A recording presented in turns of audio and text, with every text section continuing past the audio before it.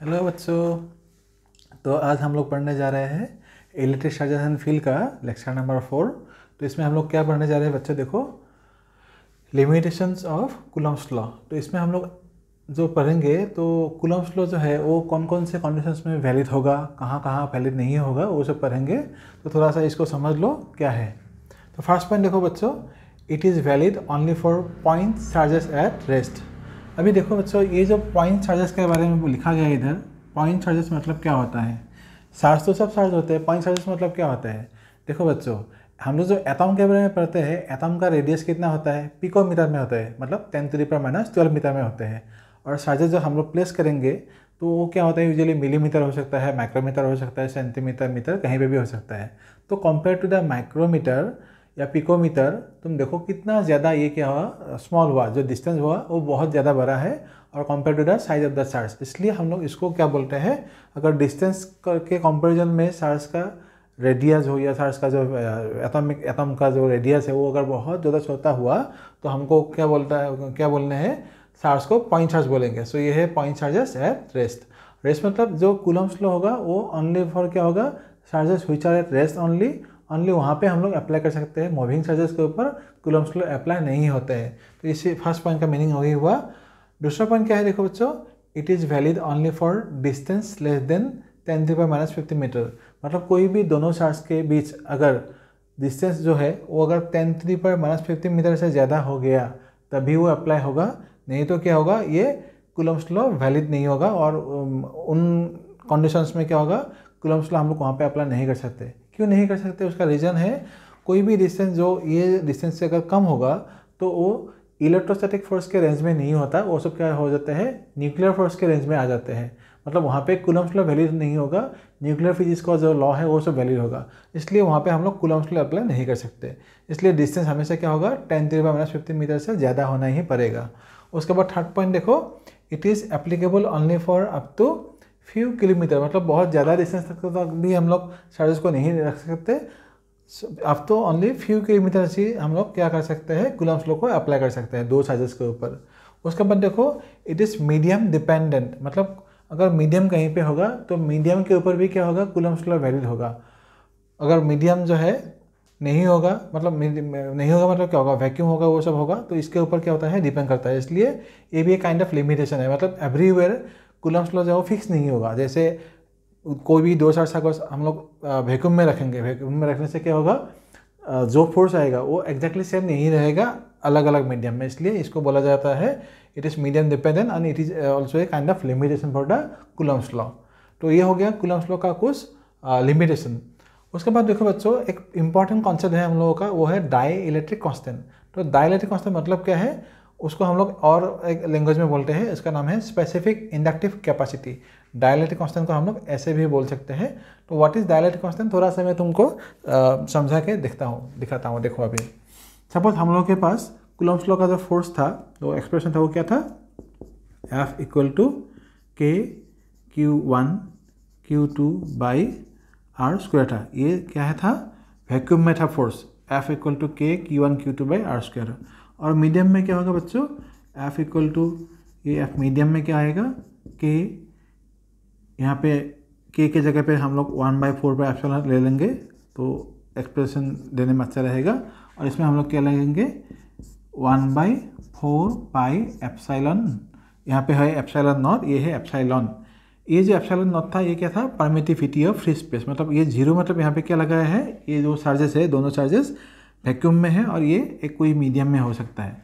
तो ये क्या था, Q1/Q2/R²। तो अभी ये देखो बच्चों, अगर वैक्यूम में कोई दो चार्ज रखा होगा, compare to the force generated between them is not exactly equal to the force when they are placed in some medium.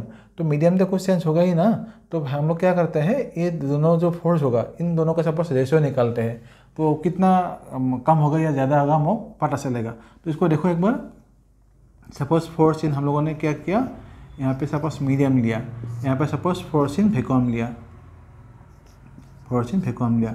तो फोर्स इन वैक्यूम लेने से क्या आएगा, मीडियम आएगा, तो ये आएगा ना 1/4πε0। और क्या आएगा यहाँ पे, Q1 Q2/R² आएगा। और वैक्यूम था ये, लेकिन ये तो रेसिप्रोकल में है, इसलिए हम लोग इसको कैसे लिखेंगे, ये तो एप्सिलॉन था, एप्सिलॉन लिखेंगे, यहाँ पे क्या आएगा 4 पाई ए ऊपर, जैसा ये ऊपर जाएगा तो 4 पाई एप्सिलॉन आएगा ऊपर, और ये आएगा यहाँ पे r² बाई Q1 Q2। तो ये क्या होगा, कैंसिल हो जाएगा, r² कैंसिल हो जाएगा, ये कैंसिल हो जाएगा। तो क्या रहेगा बच्चों, ओनली ये रहेगा, देखो एप्सिलॉन नॉट बाई एप्सिलॉन। तो ये जो पोर्शन है इसको हम लोग बोलते हैं, ये जो एप्सिलॉन नॉट बाई एप्सिलॉन है इसको हम लोग बोलेंगे, एप्सिलॉन नॉट बाई एप्सिलॉन को बोलेंगे डाइलेक्ट्रिक कांस्टेंट, ये जो रेशियो है। तो इसको हम लोग कैसे लिखेंगे बच्चों, ये जो हम लोग लिखेंगे इसको के लिखते हैं, और के का मीनिंग क्या है, ये है तो हम लोगों का dielectric constant, dielectric constant, dielectric constant.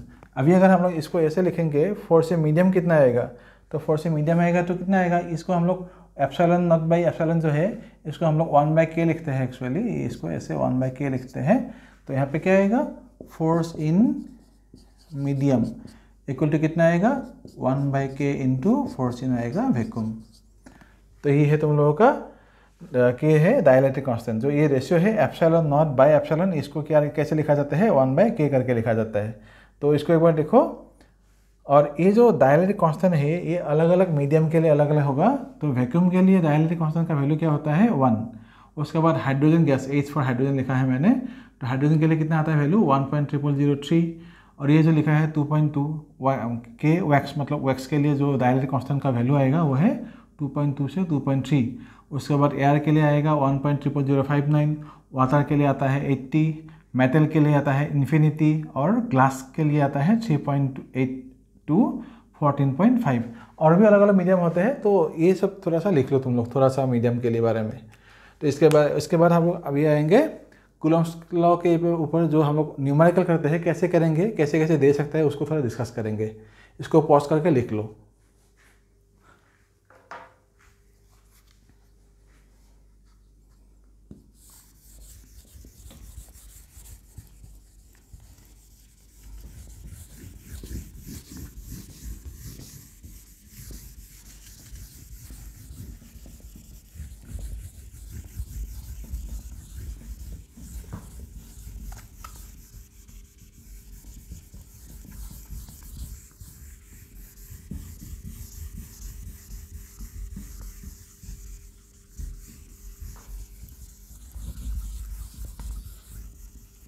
वैसे एक बार देखो, कूलम्ब्स लॉ हम लोगों के पास क्या था, लॉ था ऐसा, F equal to 1/4 pi epsilon nought, और क्या था Q1 Q2 by r²।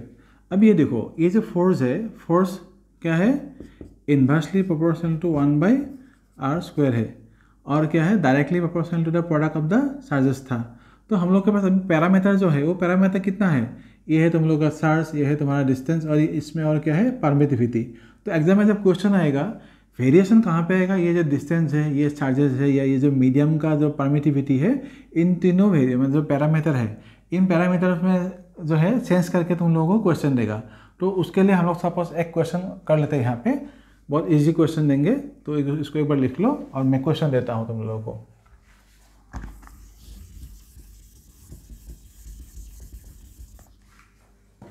Question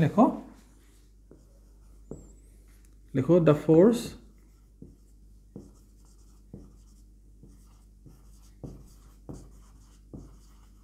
between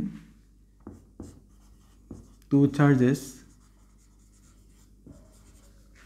Q1 and Q2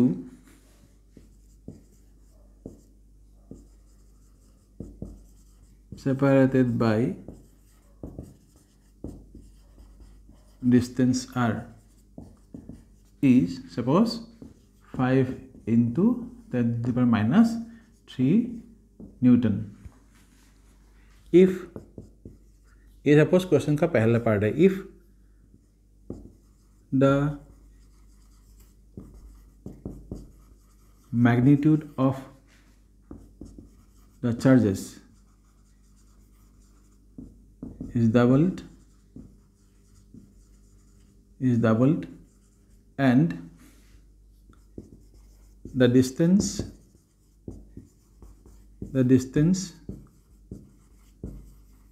within them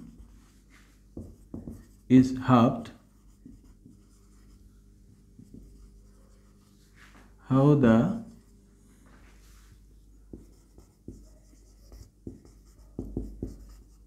magnitude of force changes। और एक क्वेश्चन यहाँ से सपोज इसी को हम लोग बोल ले सकते हैं, suppose number B, if the charges are placed in water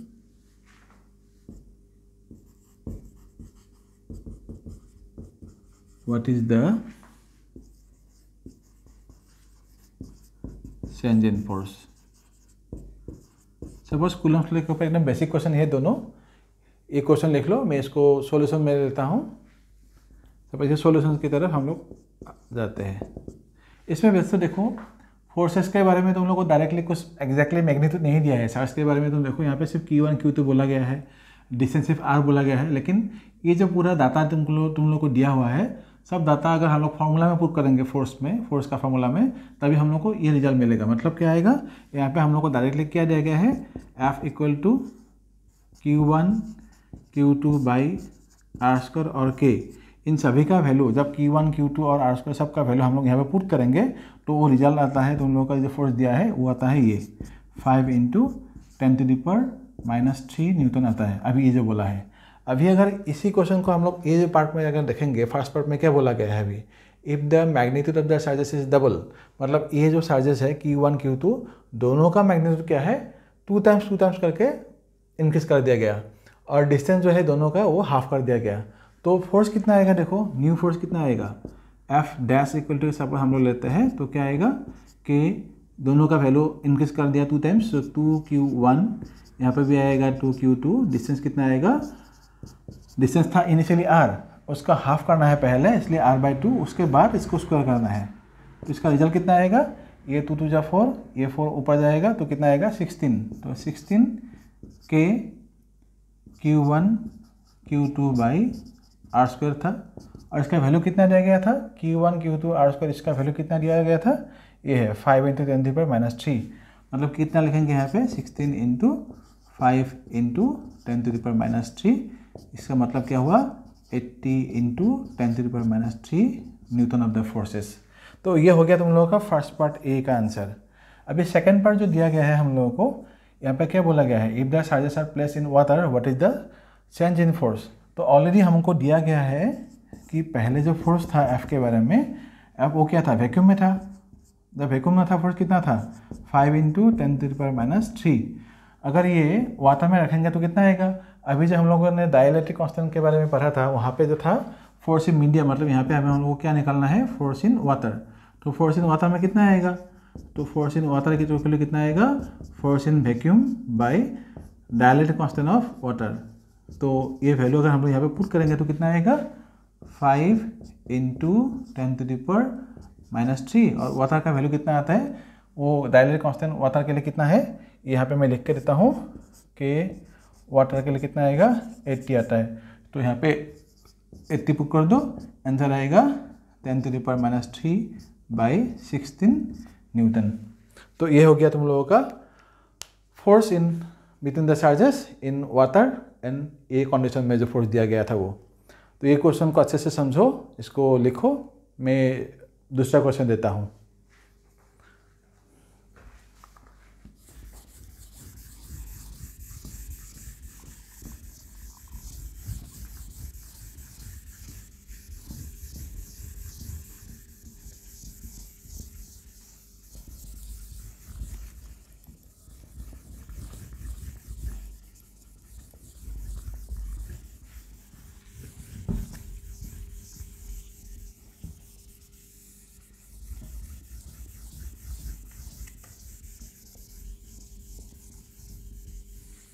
बच्चों दूसरा क्वेश्चन लिखो। अभी दूसरा क्वेश्चन सपोज हम लोगों के पास ऐसा हुआ कि सपोज फोर्स निकालना है। सपोज यहाँ पे मैं पहले तुम लोगों को कंडीशन दे देता हूँ। सपोज हम लोगों के पास एक ऐसा यहाँ पे स्क्वायर जैसा कुछ है, ये सब एक स्क्वायर है। इस स्क्वायर में सपोज हम लोग के पास ये स्क्वायर ए बी सी और डी यहाँ पे है। सभी में हम लोगों ने क्या किया है, प्लस क्यू चार्ज यहाँ पे पुट कर दिया। इन सब में हम लोगों ने प्लस क्यू चार्ज पुट कर दिया।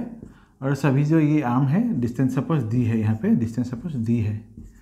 तो क्वेश्चन क्या है, ये जो चार्जेस है ए डी और सी, इन तीनों चार्जेस का जो फोर्स आएगा on this charge place at B, वो कितना आएगा। तो मैं क्वेश्चन लिख कर देता हूँ, लिखो find the force, find the force on charge Q at B due to the other charges. Solution देखो बच्चों, तो यहाँ पे हमको समझना है क्या है। पहले देखो ये जो फोर्स दिया हुआ है, चार्ज जो है Q एट A, ये जो चार्ज है ये इसके ऊपर जो फोर्स देगा वो किस डायरेक्शन में देगा, क्योंकि ये चार्ज इसके ऊपर फोर्स दे रहा है, ये भी इसके ऊपर फोर्स दे रहा है, ये भी इसके ऊपर फोर्स दे रहा है। तुम लोग ये भी पूछ सकते हो, ये चार्ज भी तो दूसरे सभी के ऊपर फोर्स दे रहा है, लेकिन हमको क्वेश्चन में क्या बोला गया है, सिर्फ इस चार्ज के ऊपर जो फोर्स होगा बाकी तीनों चार्ज का सिर्फ वो निकालना है। इसलिए इन तीनों का जो फोर्स यहाँ पे है सिर्फ वो कंसिडर करना है। ये जो फोर्स देगा बाकी तीनों के ऊपर वो कंसिडर नहीं करना है। जिस चार्ज के ऊपर हम लोग को फोर्स निकालना है सिर्फ उसी चार्ज को कंसिडर करना है, उसमें कितना कितना फोर्स आ रहा है और फोर्स के साथ डायरेक्शन किस तरफ में है वो दिखना है। अभी ए जो चार्ज है यहाँ पे, ए में जो साला प्लस क्यू था, ये प्लस क्यू चार्ज इसके ऊपर कितना फोर्स देगा और किस तरफ देगा, और चार्ज देगा इस तरफ, क्योंकि ये जो चार्ज है क्यू, ये भी प्लस है, ये भी प्लस है, ये चार्ज इसको रिपेल करेगा, किस डायरेक्शन में करेगा, ऐसे रिपेल करेगा। इस फोर्स का नाम सपोज हम लोग ऐसे देते हैं, force on charge at B by the force on charge at A. So इसलिए हम लोग एफ बी लिखते हैं। सिमिलरली जो सी में चार्ज है प्लस क्यू, इसको भी ए क्या करेगा, फोर्स देगा, किस तरफ देगा, इस तरफ देगा। यहाँ पे भी हम लोग क्या लिखेंगे, force on charge at B by the charge at C, तो इसलिए लिख दिया बी सी। अभी ये दोनों तो परपेंडिकुलर हो गया, मतलब इन दोनों का हम लोग रिजल्टेंट निकालेंगे। रिजल्टेंट निकालने से किस तरफ जाएगा फोर्स, वो जाएगा इस तरफ, ऐसे इन दोनों का रिजल्टेंट जाएगा इस तरफ। सपोज मैं वो फोर्स का नाम देता हूँ एफ आर नाम का, ये सपोज फोर्स जो होगा वो सपोज हम लोग एफ आर लेते हैं। एट द सेम टाइम ये भी तो इसके ऊपर फोर्स दे रहा है, तो इसका डिस्टेंस यहाँ से यहाँ तक कितना आएगा, वो हम लोग डायगोनल अगर दिखेंगे वो डिस्टेंस आएगा तुम लोगों का। पाइथागोरस थ्योरम से देखो तो क्या आएगा, D square plus D square क्या आएगा, डी ए, यहाँ पे आएगा तुम लोगों का डी रूट 2 आएगा। तो अगर हम लोग अभी फोर्स निकालेंगे, ये फोर्स का देखो मैग्नीट्यूड Q इंटू क्यू आएगा, यहाँ पे भी Q इंटू क्यू आएगा, डिस्टेंस भी सेम है, इसलिए ये फोर्स और ये फोर्स का दोनों का मैग्नीट्यूड कितना आएगा, सिमिलर रहेगा। तो हम लोग क्या लिखेंगे, फोर्स ऑन B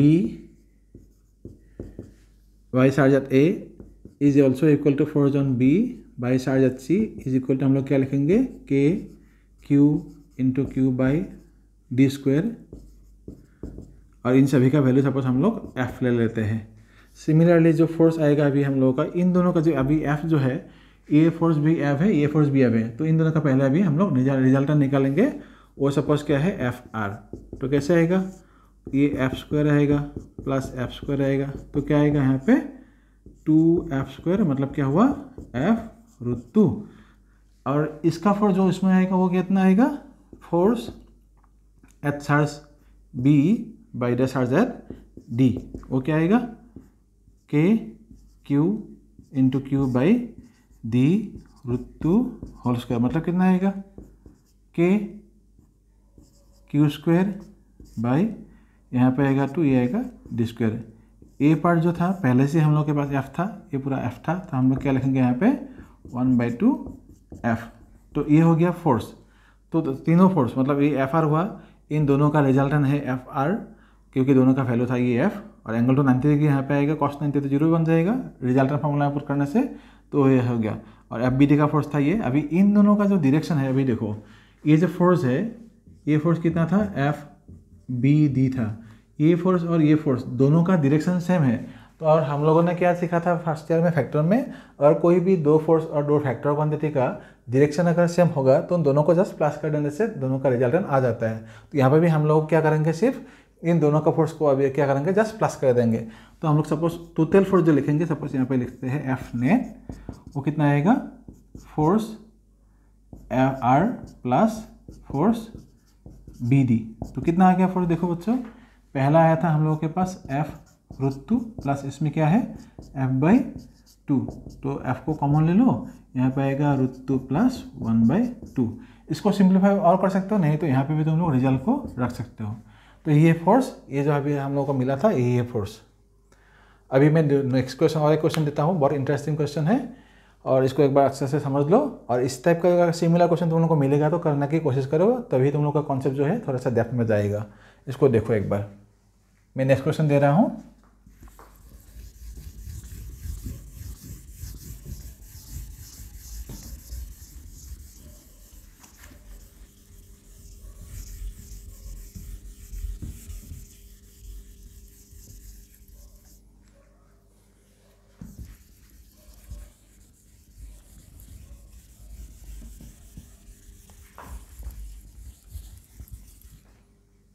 बच्चों एक दूसरा क्वेश्चन देता हूँ। सपोज हम लोग के पास एक कंडीशन है, यहाँ पे सपोज हम लोग के पास चार्ज है प्लस Q1, और इसके चारों ओर सपोज एक दूसरा चार्ज घूम रहा है, सपोज वो है तुम लोगों का -Q2। ये चार्ज का सेंटर, यहाँ से सपोज यहाँ तक जो डिस्टेंस है वो सपोज R है। अभी हम लोगों को निकालना क्या है, ये जो चार्ज Q2 है इसके चारों जो घूमता है, ये ऐसे घूमता रहेगा, तो इसका जो टाइम पीरियड है वो टाइम पीरियड का एक्सप्रेशन सपोज हम लोगों को निकालना है। तो यहाँ पे मैं क्वेश्चन देता हूँ, फाइंड द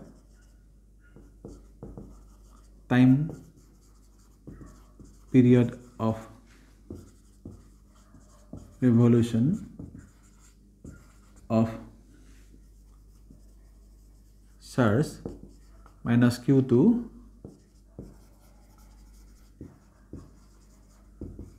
सराउंडिंग Q1। अभी देखो, पहले हमको इसमें सॉल्यूशन में अगर जब जाएंगे हम लोग, पहले सोचना कैसे है। पहले देखो, ये जो चार्ज है +Q1, ये सपोज -Q2 है, ये दोनों जो है एक दूसरे को क्या करेगा, अट्रैक्ट करेगा, क्योंकि ये है पॉजिटिव चार्ज और ये है नेगेटिव चार्ज। तो कूलम्बिक फोर्स ऑफ अट्रैक्शन यहाँ पे आ ही जाएगा। तो because of the attraction force between this two charge Q1 and Q2, इन दोनों में क्या आएगा, एक अट्रैक्शन फोर्स आएगा, और अट्रैक्शन फोर्स की वजह से क्या आएगा, जो चार्ज Q2 है इसके ऊपर क्या आएगा, एक सेंट्रीपिटल फोर्स आ जाएगा, क्योंकि ये घूम रहा है ना यहाँ पे चारों ओर सराउंडिंग द Q1, इसलिए Q2 में क्या होगा, एक सेंट्रीपिटल फोर्स प्रोड्यूस होगा, और उस सेंट्रीपिटल फोर्स की वजह से ये चारों वजह से घूमता रहेगा। तो पहले हमको करना क्या है, इन दोनों का जो इलेक्ट्रोस्टैटिक फोर्स है वो निकालना है। वो सपोज इलेक्ट्रोस्टैटिक फोर्स कितना होगा, F = सपोज 1/4 पाई एप्सिलॉन हुआ, ये हो गया सपोज Q1, ये हो गया Q2 बाई सपोज R² हो गया। ये हो गया हम लोगों का electrostatic force between Q1 and Q2।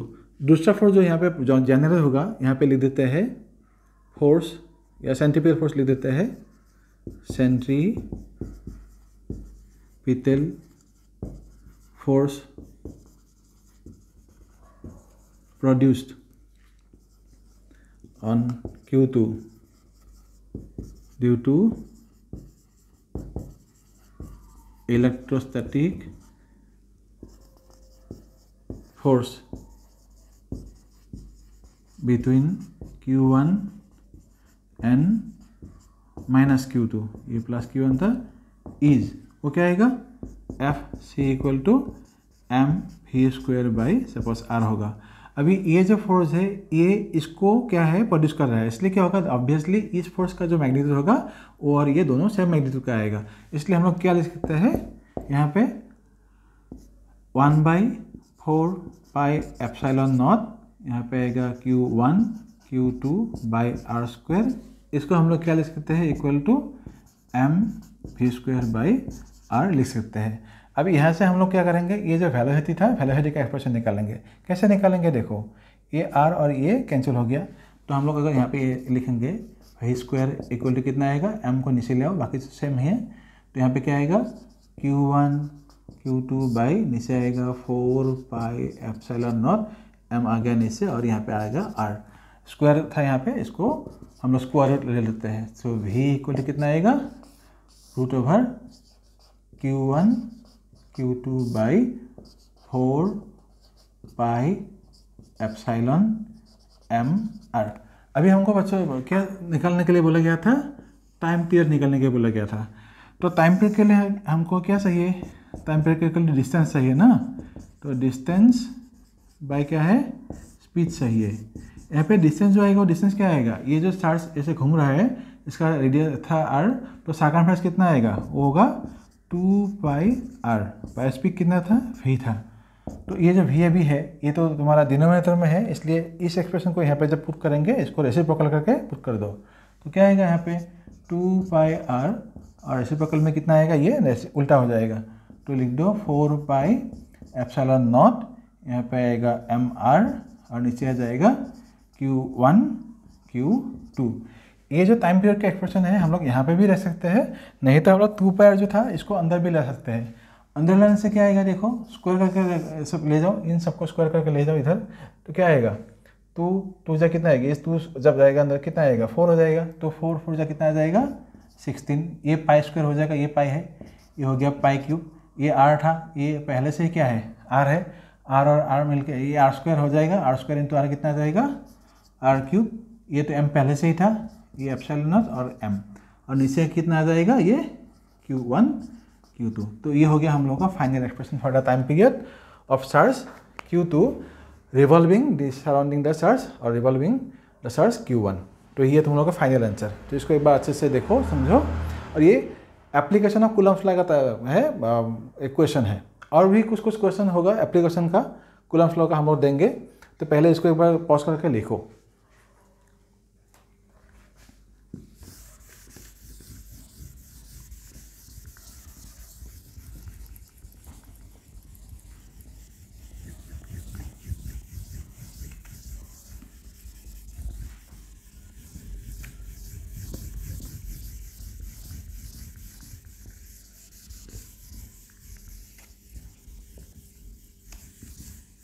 अभी मैथ्स का जो एप्लीकेशन था ये कूलम्ब्स लॉ के ऊपर, कुछ मैथ्स का एप्लीकेशन में हम लोग देख सकते हैं। यहाँ पे एक छोटा सा क्वेश्चन देता हूँ तुम लोग को, देखो ये ट्राई करो करने की।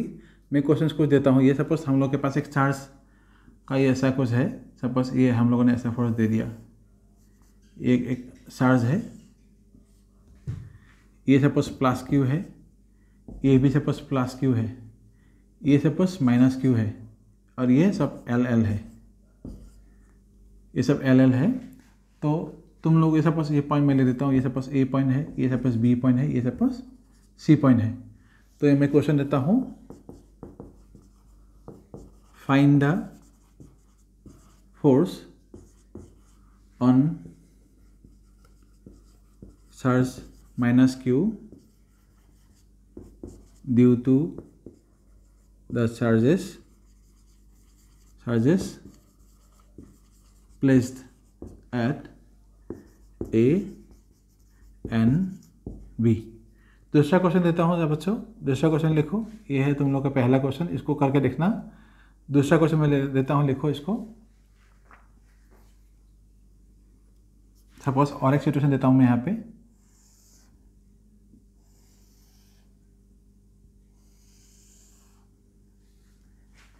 ये सपोज फिर से L है, ये भी L है और ये भी L है।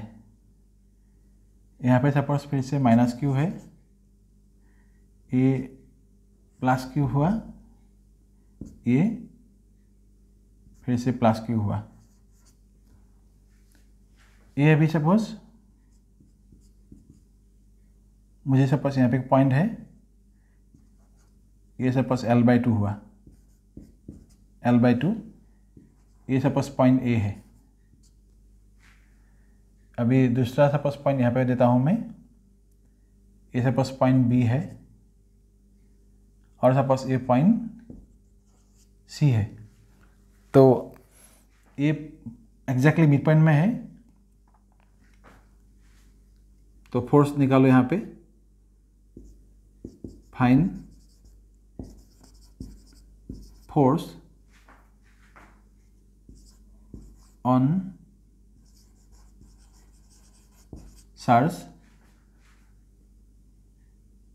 यहाँ पे सपोज और एक चार्ज दे देता हूँ मैं, ये तो तीनों चार्ज है प्लस क्यू और ये माइनस क्यू है। यहाँ पे सपोज और एक चार्ज देता हूँ, ये भी सपोज प्लस क्यू है, ये भी सपोज प्लस क्यू चार्ज है। तो हमको क्या चाहिए अभी, ये जो अभी चार्ज था इस चार्ज के ऊपर फाइंड फोर्स ऑन चार्ज ये plus Q at A due to the charges at, ये सपोज ए हो गया, ये बी हो गया, ये सपोज उन लोगों का सी हो गया, ये सपोज डी लिख लो, due to charges at D and suppose C. इस क्वेश्चन को बच्चे बनाओ, इसको भी लिखो और ट्राई करो कोशिश सॉल्व करने की। नेक्स्ट क्लास में मैं इन दोनों का जो है सॉल्यूशन दे दूंगा, अच्छे से देखो इसको। Thank you so much.